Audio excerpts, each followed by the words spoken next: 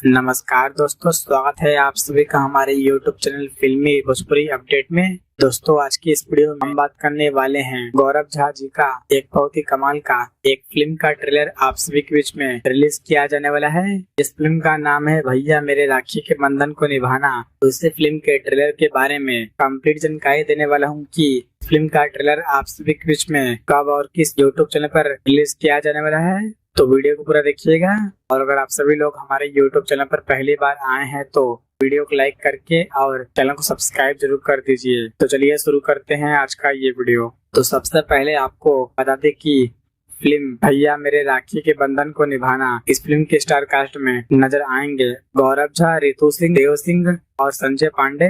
Film की story को लिखा है SK चौहान ने। इस फिल्म को प्रोड्यूस किया है प्रदीप सिंह, समीर अख्ताब और प्रतीक सिंह ने। और इस फिल्म को डायरेक्ट किया है प्रमोद शास्त्री ने। फिल्म का ट्रेलर काफी ज्यादा शानदार और बहुत ही कमाल का होने वाला है।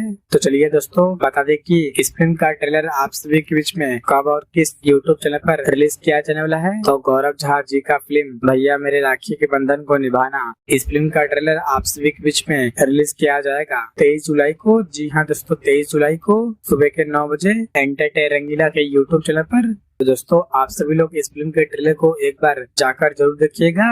और वीडियो पसंद आई हो तो वीडियो को लाइक करके चैनल को सब्सक्राइब जरूर कर दीजिए।